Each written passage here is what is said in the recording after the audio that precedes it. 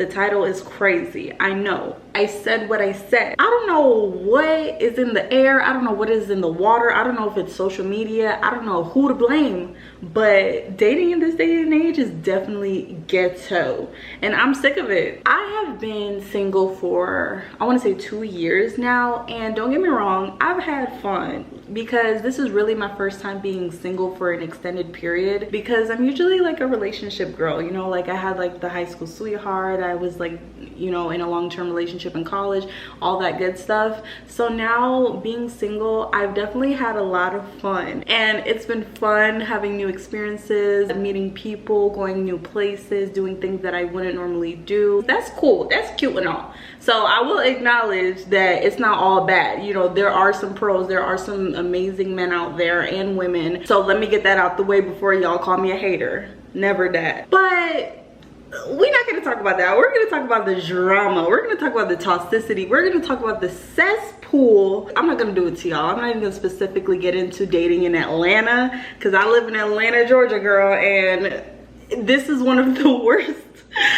Everybody probably says that about their own city, but I can definitely vouch and say it's probably confirmed that this is probably one of the worst places to date. So, you know, I've been having fun and I've been doing my thing. I lived in New York for a little bit. I moved back here and it's all been fun and games. But the thing is, there are some common denominators, I want to say. There's certain situations, certain people, certain toxic traits and red flags that keep popping up, and it doesn't matter who you are, it doesn't matter where you are. I feel like certain things you're gonna run into. And when I was younger, I didn't know any better. I didn't have the experience and knowledge that I do now.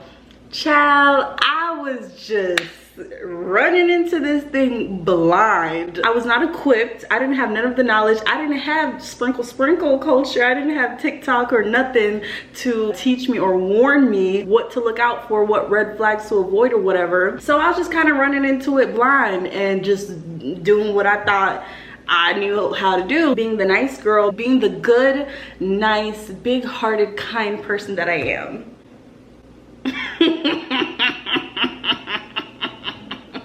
I bet you can imagine how that went for me. Let's run it back. Let's start off when I was first single and I was in New York and I was dating, having the time of my life.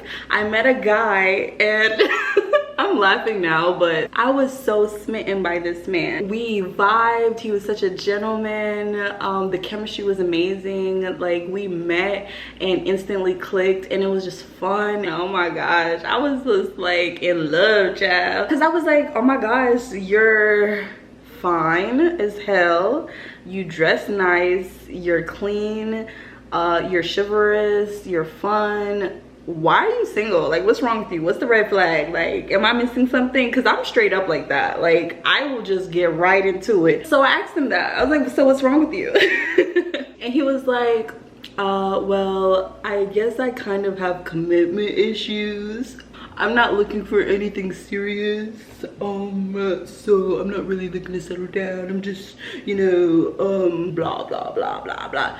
Listen, if I wish I could just go back in time and just like, anywho, if I knew what I knew now, I would have taken that as a red flag and I would have been out of there from the moment he said that. That is the biggest red flag of them all. But my young and dumb self, I was like, oh, that's fine. I'm not looking for anything serious either. Yeah, like trying to be the cool girl. Oh God. Trying to be the freaking cool girl. I had no business whatsoever even being in that situation, because I'm sensitive, I'm romantic, I'm passionate, you know, I care a lot. So why the hell was I trying to play it cool knowing damn well I'm crazy as hell?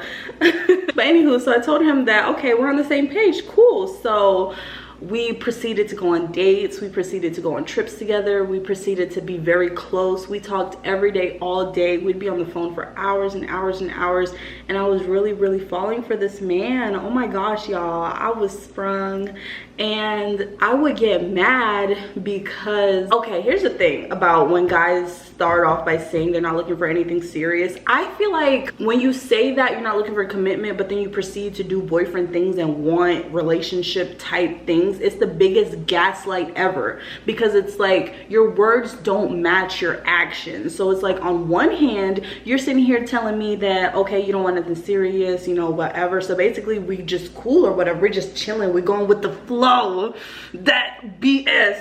Ugh. But you're gaslighting me because your actions are keeping me around, reeling me in, making me fall for you. Like, you're treating me like a princess, you're giving me everything I want, you're talking to me, you're falling asleep on the phone with me, we're vibing.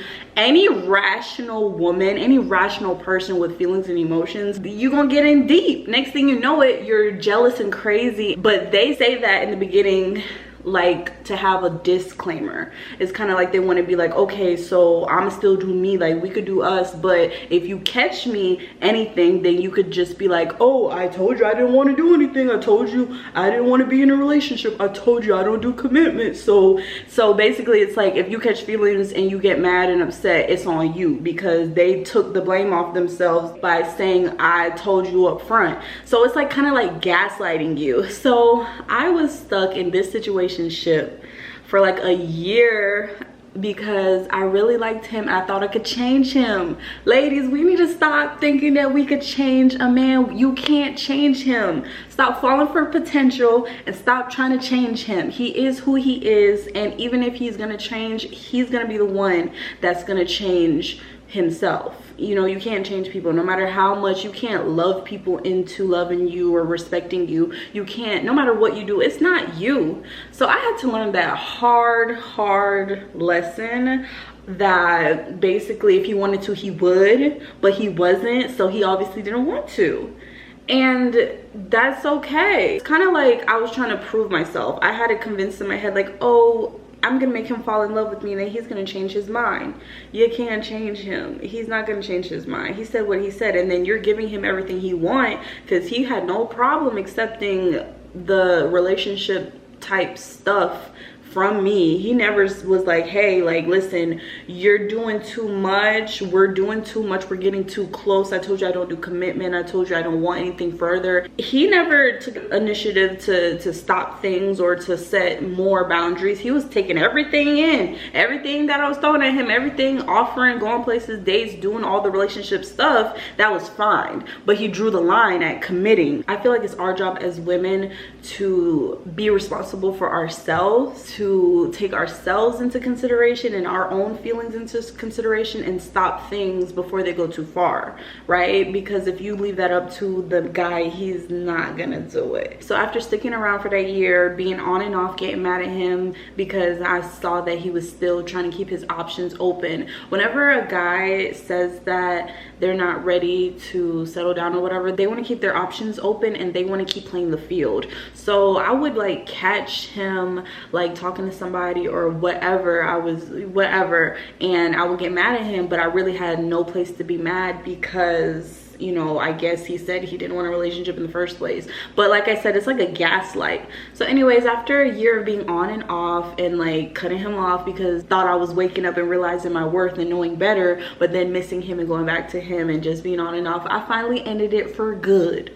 I was like, you know what, you can't be the one that got away if you come back. So I was like, let me set my butt down somewhere and get away from this man. He has proved time and time again he doesn't want me like that. He doesn't want to do what he needs to do. He doesn't want to settle down. Our interests, our goals, whatever we want, they just don't align. So I had to walk away, and you have to be willing to walk away. I feel like us women, we are afraid to lose them. We're afraid to put ourselves first because we don't want to lose them. We don't want to be alone, whatever the reason is. But you have to look out for yourself. Who else is gonna look out for you? Like I said, they're not gonna draw the line and be like, listen, it sounds like you're setting yourself up to get hurt. Nah, they taking all the benefits. They taking all the benefits and they gonna run with it. Anywho, so fast forward, I cut him off, still dating, and I actually met someone who from day one has never made me question how he feels about me. He's been adamant, like, I want you and I want to be together. I'm claiming you. I want you to be mine. I want to be in a relationship. I want you to be my girlfriend, all of that. And I'm like, oh my God, this is new. Well, I've met a couple of guys that have wanted me to be their girlfriend, but I didn't want them. It's so toxic. Why do we want the people who don't want us, but we ignore the ones that adore us and adore the ones that ignore us? We need to love ourselves. So one guy in particular that I've met that he wanted to be with me, he wanted to settle down with me. It was really a breath of fresh air, you know, because it was like he wasn't using me to just to hook up or saying what I wanted to hear, because we weren't hooking up. We didn't hook up, and months and months would go by and he still was consistent. He still was communicating with me. He still was taking me on dates and being romantic and doing all the things. That last guy, I remember him saying literally that no man is gonna want to settle down without hooking up, basically. Like, that's very important to men, and that without that it's not gonna last. I mean, obviously I didn't believe him. Guys say anything, like, no, you are projecting. That's how you feel because you a hoe and you playing me. And now, and this is how God will test you. God will really test you when you want something, to see if you really want it and to see if you will fall for the same patterns. You will meet the same person in a different body until you learn the lesson. Okay, so I met another guy who was basically like the last guy. Let's call him commitment issues. No, that's long. Let's call him, I have a nickname for him, but I don't want to say it. Let's call him let's call him Steve. Okay, let's call the commitment issue guy that I dated on and off for a year Steve. So basically, I met Steve in another body. So I met this guy. We went on a couple dates. We went on a few dates, but at this point I'm talking about, it was in the beginning of us dating. And he was charismatic, he was handsome, he was tall, he was everything basically that I look for in a guy. So again, I was like, okay, you're handsome, you're chivalrous, you're kind, you're athletic, you're all of these good traits. Why are you single? What's wrong with you? Maybe I need to stop asking this question. No, I'm gonna ask because I need to know. So this man was basically like, what did he say? He was like, well, I just got out of a relationship, well, kind of a relationship. We were on and off for quite some time, and you know, I'm just kind of going with the flow to see where things go. Like, I'm not necessarily looking to settle down, blah blah blah. And then that's when my brain was like, oh, red flag, red flag, red flag. This time I had the experience after fighting for my life for a year with Steve. I could recognize, I was like, oh nah, oh hell no. So I was like, oh, so basically don't want a relationship and you're still in love with your ex. And he was like, what? So when he said that, I was like, okay, cool.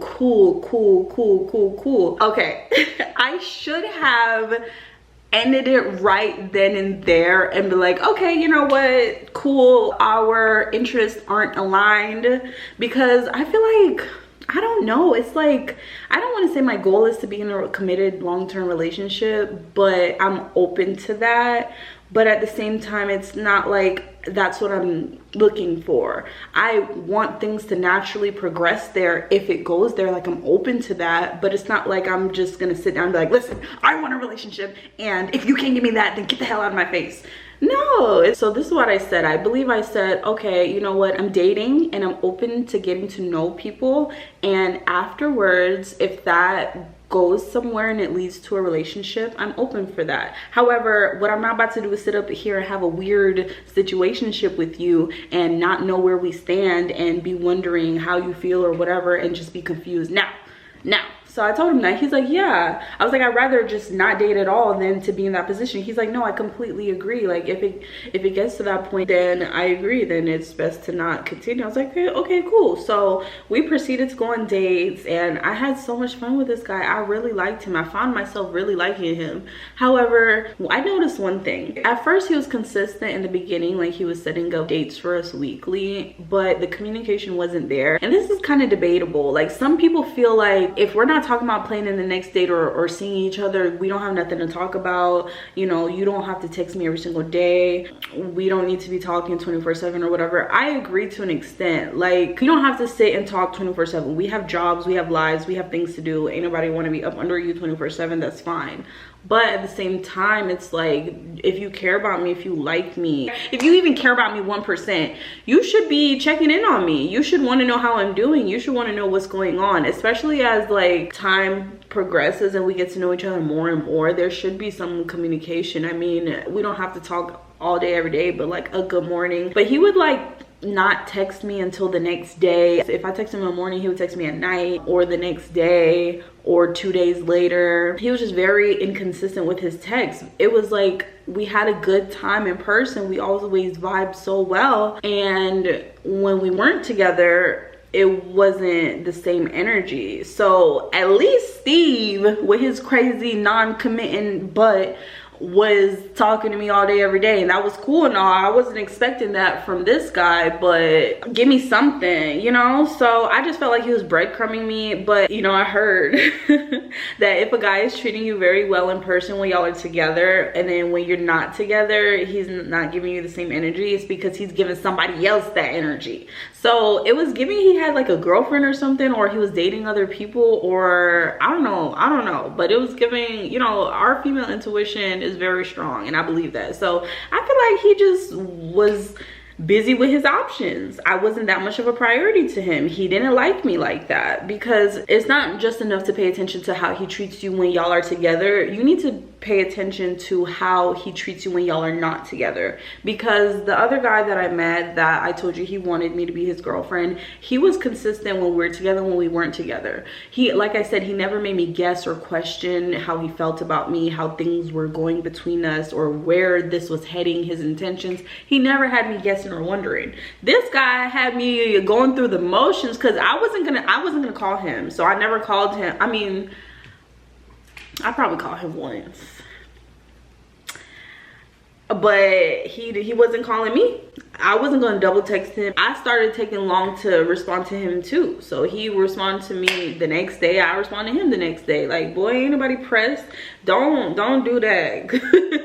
It's really petty and dumb, because it's like I did find myself liking him just based off how well we vibed together when we were in person. But it's like, don't play with me. Do not play with me, sir. If you feel like you have to prove yourself to someone, just like when Steve told me that he didn't want a relationship and I felt like I could change his mind, this new guy triggered me. Is like, I wanted to get his attention so he could communicate with me more. You shouldn't have to put in none of that work to get somebody to give you the bare minimum. If somebody's breadcrumbing you, stringing you along, or not consistent, or having you guessing where you stand, whatever, they just don't like you that much. Because do you really think that a man could have his dream woman, his dream girl, the girl that he's been wanting and he wants so bad, do you think he will give her low effort, bare minimum energy? No, he's gonna come heavy. So I just chopped it up to like, listen, maybe he just doesn't like me that much, and that's okay. Not everything has to go somewhere, because we did have very good times together. It was great chemistry. It was fun dating him, and we kind of like mutually ghosted each other, because we kind of like fizzled things. Well, I guess I never responded to him. He was the last person to text me, but I don't deserve that bare minimum effort. Like, I'm not about to beg for your attention. I'm not about to beg for you to treat me how I deserve to be treated. You get to a point where it's like, you know your worth, you know what you deserve, you know what you want, and just anything else, you don't accept it. You don't even entertain it. And you just have faith that there's better out there for you. If there's girls out here getting princess treatment, you can get that too. That means it's possible. It's happening. People are getting that. I'm not about to settle for no bare minimum weird wishy-washy energy just because I feel like, oh, well, this might be my last chance to be with someone, or he's giving me attention, so that's good enough for me. No. I'd rather be alone. I'd rather be by myself. I'd rather do me than to be in a position where I'm sitting here being stressed out and going crazy over a guy. Forget met him. So don't get me wrong, like I said, when I first met him and he said that he don't want a relationship, whatever, he just seeing where things go, whatever, I should have cut it off there, but I didn't. And I did have fun after that, but I was kind of mentally checked out. But I'm just like super emotional, y'all. I'm like a Aquarius Pisces cusp. If you know, you know. So my emotions are just like all over the place. I'm like, I don't care, but I do, but I don't, but I do. So one minute I didn't care and I was like, whatever. And the next minute I was like, you know what, I'm just gonna have fun and enjoy this. And the next minute I'm just like, why is he like this? But like I said, I know my worth, and once I realized that, you know what, I'm not doing with this, I'm not dealing with this, so I'm just gonna let him go. And you know, go find the person you want to be with, or go breadcrumb and lead somebody else on, waste somebody else's time. I ain't got time for this. So you will run into these problems, you will run into these people. Just stay firm on your boundaries and what you want. Keep that in mind, and don't settle. Don't bend, or like, you know, be like, oh, I really like him, but he just doesn't do this. We be falling for that potential, girl. Men don't fall for potential. Do you think a man would approach you and be like, hi, I mean, you don't really look that good right now, but you look like when you dressed up and put makeup on and stuff, you look really good, so I'm gonna holler at you. No, they like what they see right then and there, and they go for it. So if he's not already the person that you want him to be, if he's not already doing the things that you want him to do, don't think, oh, well, you know, let me just give it some time. He'll fall into that role. We can't force somebody to play into our narrative to fit into a spot that we want them to be in. You know, it doesn't work. So just go for the person that already has the character traits and already treats you like you want to be treated. It's just easier. Just save yourself the time and the energy, and don't even fall for any of the mess, because these guys will say and do anything just to get what they want out of you.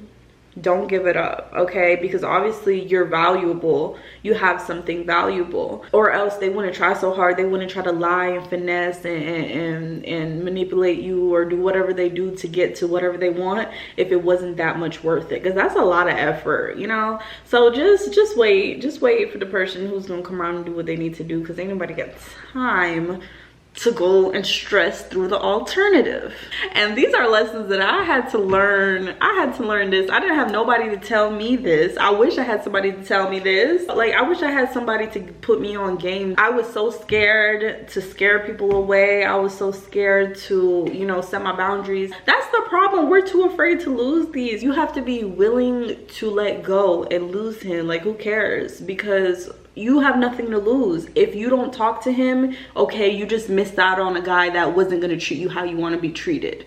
You're not really losing, but you have the potential to attract what you actually do want. When I started walking in my truth and setting my boundaries and saying no and being like, boy, I know I'm not dealing with that or whatever, that's when I started attracting the men that are gonna do what I say or do what I want or do what I like. You know, the men that I actually do like, and I don't have to settle.